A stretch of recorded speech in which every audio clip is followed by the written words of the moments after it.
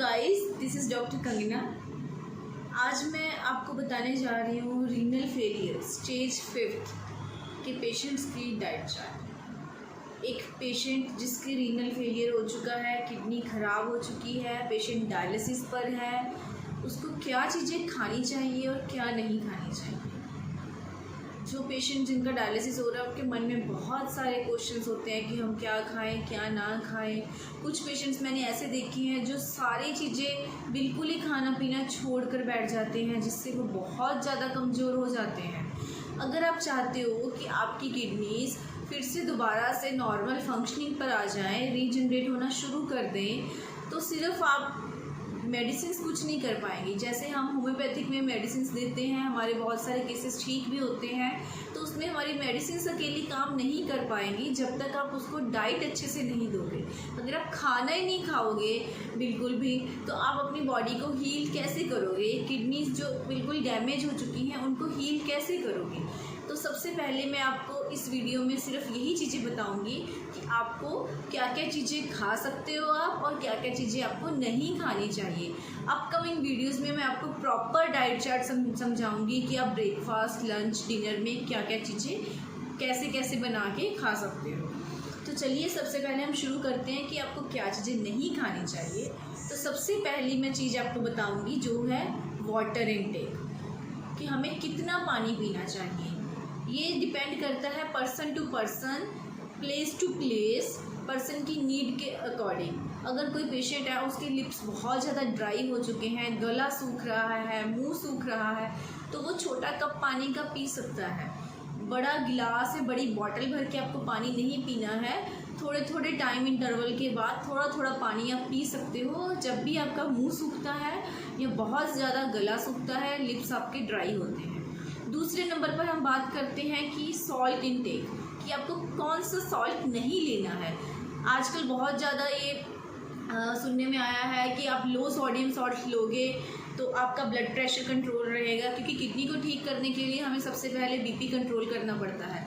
But से at the same point अगर आप लो सोडियम सॉल्ट लोगे तो आपका क्रेटिनिन लेवल कभी नीचे नहीं आएगा, क्योंकि लो सोडियम सॉल्ट होता है हाई इन पोटेशियम।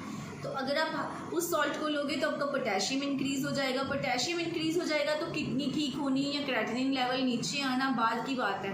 आपको सबसे पहले हाई पोटेशियम होने की वजह से हार्ट अटैक हो सकता है और आपकी डेथ हो सकती है। तो इसलिए आपने लो सोडियम सॉल्ट का इस्तेमाल अपने खाने में बिल्कुल भी नहीं करना है। थर्ड नंबर पर हम आएंगे कि आपने किसी भी तरह की कोई भी दाल नहीं लेनी है। जो लोग स्टेज 5 रीनल फेलियर में हैं, स्टेज 4 में हैं, उन्होंने कोई भी दाल नहीं लेनी है। उसके बाद अगर कोई हमारा पेशेंट अर्ली स्टेज में है, उसको कौन सी दाल कैसे लेनी है, कितनी बार लेनी है, वो मैं अपनी दूसरी वीडियोस में आपको बता दूँगी। ये अभी मैं सिर्फ डाइट बता रही हूँ आपको जो लोग 4th और 5th स्टेज रीनल फेलियर में हैं। थर्ड नंबर पर हम बात करेंगे मिल्क प्रोडक्ट्स आपने नहीं लेने हैं। एक बहुत ही इंपॉर्टेंट चीज़ आपको बताने जा रही हूँ, गुड़। आप चुटकी से भी गुड़ लोगे ना तो वो आपके लिए जहर का काम करेगा। सो आपने गुड़ को बिल्कुल छूना नहीं है, देखना भी नहीं है। इसके बाद आता है नारियल पानी। कुछ लोग समझते हैं कि नारियल पानी पिएंगे तो हमारे लिए अच्छा है, बट नहीं, आपने नारियल पानी भी बिल्कुल नहीं पीना है। अगर हम सब्जियों की बात करें तो हमने वो सब्जियां नहीं खानी है जो हमें ज़मीन के नीचे मिलती हैं और पत्तेदार होती हैं। ज़मीन के नीचे हमें सबसे ज़्यादा मिलने वाली सब्ज़ी जो होती है वो होती है आलू। आपने आलू नहीं खाने हैं, अरबी नहीं खानी है, शकरकंदी नहीं खानी है। इसके अलावा और जो सब्जियां आपको ज़मीन के नीचे मिलेंगी, कचालू हो गए, वो भी आपने नहीं खाने हैं। और पत्तेदार सब्जियां जैसे कि पालक, मेथी, बाथू, धनिया, पुदीना, सरसों, ये सारी सब्जियां आपने नहीं खानी है। अगर आप कहो कि हम इनमें से किसी एक की पुदीना या धनिए का चटनी बनाकर खा सकते हैं तो वो भी आपने बिल्कुल नहीं खानी, चटनी तो बिल्कुल नहीं खानी, और इनका साग भी आपने नहीं खाना है। अगर आप लेना चाहते हो तो इनको आप ड्रेसिंग के रूप में ले सकते हो। किसी भी सब्ज़ी के ऊपर थोड़ा सा धनिया डाल दिया, पुदीना डाल दिया, या फिर आप स्टफ़ पराठा अगर ले रहे हो तो उसमें आपने धनिया पुदीना थोड़ा सा चुटकी भर डाल दिया। ऐसे ही आप पालक 1 चम्मच चॉप पालक आप डाल सकते हो किसी भी सब्ज़ी में फ्लेवर के लिए। इस वे में आप इन पत्तेदार सब्जियों को ले सकते हो थोड़ी सी मात्रा में। इनका साग और इनकी चटनी आपने बिल्कुल भी नहीं खानी है। इसके बाद हम बात करेंगे अपने फ्रूट्स के बारे में। आपने कौन से फ्रूट्स नहीं खाने हैं। आपने खट्टे फ्रूट्स बिल्कुल भी नहीं खाने हैं। खट्टे फ्रूट्स में बहुत ज़्यादा पोटेशियम होता है, उनको आपने छूना भी नहीं है। उसके अलावा आपने केला, कीवी, एवोकाडो बिल्कुल नहीं खाना है। और आपने ड्राई फ्रूट्स भी नहीं खाने हैं। खजूर भी आप नहीं खाओगे। जो रीनल फेलियर के पेशेंट्स हैं वो खजूर खानी भी उनके लिए अच्छी नहीं मानी जाती। ठीक है जी। तो ये तो हो गई वो सारी चीज़ें जो आपने बिल्कुल भी नहीं खानी। तो सेकंड नंबर पर अब हम बात करेंगे कि आपने क्या क्या चीज़ें खानी हैं, क्या क्या चीज़ें आप खा सकते हो। जी हाँ, अब जितने भी renal failure stage 5th 4th के पेशेंट्स के वो अब खुश हो जाएं कि वो क्या क्या चीज़ें खा सकते हैं। मैं आपके सामने बहुत सारी वैरायटी लेके आने वाली हूँ कि आप क्या क्या चीज़ें खा सकते हो। सबसे पहले तो हम बात करें पानी की। पानी मैंने आपको बता दिया है कि आप कितना पी सकते हो। सॉल्ट जो बहुत इंपॉर्टेंट चीज़ है, कौन सा सॉल्ट खा सकते हो आप? रॉक सॉल्ट, जो उसको हम सेंधा नमक भी बोलते हैं, आप उसको खा सकते हो। पर उसकी मात्रा, उसकी क्वांटिटी कितनी लेनी है? आपने एक बार के खाने में, सब्जी में सिर्फ 1 चुटकी सेंधा नमक डाल के खाना है। उसके अलावा अगर आप सैलेड खा रहे हो या फ्रूट्स खा रहे हो, उसमें आपने ऊपर से सॉल्ट डाल के नहीं खाना है। दूसरे नंबर पर अब हम यहाँ पर बात करेंगे सब्जियों की, कि हम कौन कौन सी सब्जियाँ खा सकते हैं। आमतौर पर 4 ही सब्जियाँ लोगों को सुनने में आती है, घिया, लौकी, तोरी, टिंडा, कि ये हम सिर्फ 4 सब्जियाँ ही खा सकते हैं। जी नहीं, आप इसके अलावा भी बहुत सारी सब्जियाँ खा सकते हो, जैसे कि करेला, भिंडी, बैंगन, बीन्स, कद्दू, टिंडा, ये सारी सब्जियां, परमल, ये सारी सब्जियां आप खा सकते हो। टमाटर भी आप खा सकते हो। कच्चा टमाटर आपने नहीं खाना है, या टमाटर की सब्जी, टमाटर की चटनी बनाकर नहीं खानी है। अगर आप कोई सब्जी बना रहे हो, उसमें आधा या आधे का भी 1/4 हिस्सा आप टमाटर का डाल रहे हो, तो वो आप टमाटर को इस फॉर्म में खा सकते हो। इससे क्या होगा कि आपकी सब्जी में थोड़ा सा फ्लेवर भी आ जाएगा, आपको खाने में भी अच्छी लगेगी और आप इतनी मात्रा में टमाटर ले सकते हो। और यहाँ पर ध्यान देने वाली बात यह है कि इन सब्जियों को आपने पकाना कैसे है। जी हाँ, ये सबसे इम्पॉर्टेंट पॉइंट है। इनको आपने लीचिंग प्रोसेस के थ्रू पकाना है। अब लीचिंग प्रोसेस क्या होता है कि आपने कोई भी सब्ज़ी बनानी है, उसको पहले छीलो, धो और फिर उसको काट के पानी गर्म करना है। गर्म पानी में आपने इन सब्जियों को डिप करके रखना है 2 से 3 घंटे के लिए, इनको पकाने से पहले। अगर आप इस तरह से इन सब्जियों को खाओगे तो इनका जो एक्सेसिव पोटेशियम है वो निकल जाएगा और ये आपको बिल्कुल भी हार्म नहीं करेंगी।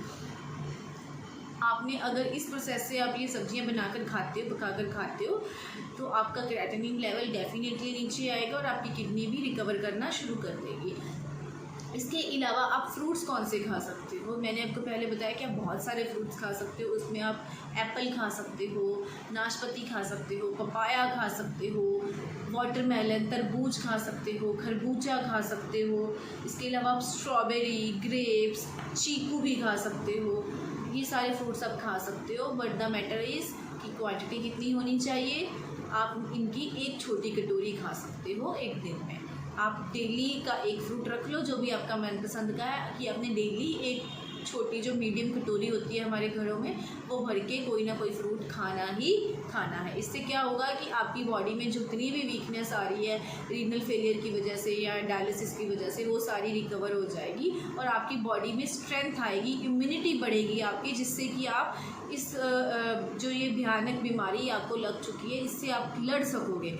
और अगर आपका शरीर लड़ने के लिए तैयार हो जाएगा, साथ में हमारी जो होम्योपैथिक मेडिसिन हैं वो अपना काम कर रही हैं, जो चीज़ जहाँ पर डेड हो चुकी है, डैमेज हो चुकी है, उसको नॉर्मली दोबारा से रीजनरेट करने की, तो ये दोनों चीज़ें मिलकर अपना काम करेंगी। इसके अलावा जो पेशेंट्स वीकनेस की वजह से चल फिर भी नहीं पा रहे हैं, वो जब ये खाना खाएंगे उनके अंदर ये इस तरह की डाइट जाएगी, तो उठ के चलना फिरना शुरू करेंगे, थोड़ी बहुत एक्टिविटी शुरू करेंगे, अपनी नॉर्मली डेली रूटीन के जो काम है वो करने शुरू करेंगे और इससे उनको मेंटली और फिज़िकली दोनों ही तरह से स्ट्रेंथ मिलेगी इस बीमारी से लड़ने के लिए।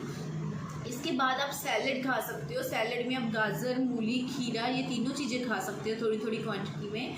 इसके अलावा भी आप आटा, आप वीट का आटा, कनक का आटा जिसको हम बोलते हैं, वो खा सकते हो। जितनी मर्जी चपातियाँ आप खा सकते हो, पेट भर के आप खाना खाओ।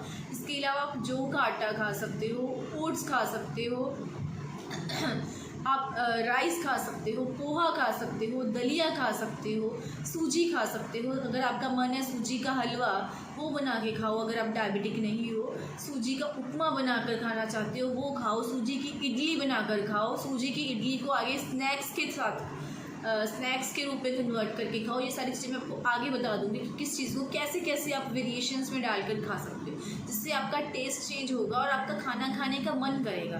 अगर मन करेगा तो ही आप खाना खाओगे, नहीं तो आपको 4 सब्जियां बोल दो, घिया, लौकी, तोरी, टिंडा, तो आपका मन उब जाएगा। आपको उन सब्जियों को देख कर ही आप महीना खा लोगे, उसके बाद आप नहीं खा सकते। हम नहीं खा सकते नॉर्मली, तो आप कहाँ से खाओगे? आपको उनको देख कर ही नौजिया हो जाएगा। पर ये जो मैं आपको वैरायटी मैंने आपको दी है, अगर आप इन सब चीज़ों को खाओगे तो आपको ना तो कोई नौजिया ही होगा और आप इनको अच्छे से खा सकते हो, जिससे क्या होगा कि आपकी बॉडी में स्ट्रेंथ आएगी, इम्यूनिटी पावर बढ़ेगी। हमारी मेडिसिन जो होम्योपैथिक मेडिसिन है उनको भी एक प्लेटफॉर्म मिलेगा अपना काम करने के लिए। तो ये दोनों चीज़ें जो मैं आपको डाइट बता रही हूँ और जो भी मैं होम्योपैथिक मेडिसिन आपको प्रिस्क्राइब करूँगी, जितने भी मेरे पेशेंट्स हैं, अगर वो इन दोनों को स्ट्रिक्टली फॉलो करेंगे तो डेफिनेटली उनकी किडनी नॉर्मल फंक्शनिंग पर आ जाएगी। Thank you.